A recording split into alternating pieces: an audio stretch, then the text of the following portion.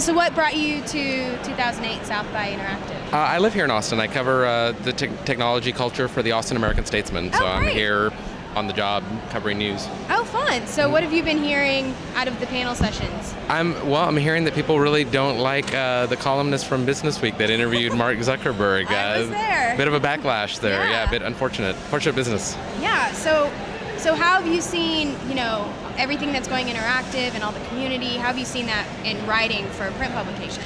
Well, I wrote a lot of the stuff that ran in the paper in advance. I wrote a story about technology and music and sort of the intersection, the Guitar Hero and Rock Band effect, and I did sort of an essay about Mark Zuckerberg in advance of the festival. But as far as covering it once the festival starts, we're doing a lot of blogging. I've been posting videos.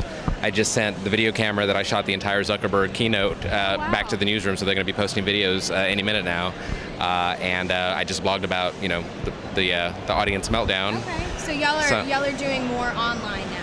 Yeah, and there's about 4 of us just doing panel write-ups, writing about the parties, trying to go to as much stuff as we can. One more question. Sure. So what kind of social technology do you use in your everyday life? Twitter is actually the one I've been using the most during the festival to keep up with my friends, to meet up with people that are in from out of town that I haven't seen, that I want to meet at the festival, seeing what Scoble's saying about the festival, that sort of thing. So yeah, Twitter and the blogging software we use with the Statesman. I've been uploading photos to Flickr and putting photos on YouTube and then embedding them in my work blog. I'm very lucky to work at a company where they sort of trust us to do these things and not have a lot of oversight. Typically, if I want to put a video on the Statesman website, I have to go through several layers and have somebody edit the video and oversee it. When it's a festival situation like this, they're trusting us to sort of post our own stuff, and then they'll read back over it later, make sure that we're not libeling anybody or posting nude photos of fire dancers from the Frog Design Party or whatever.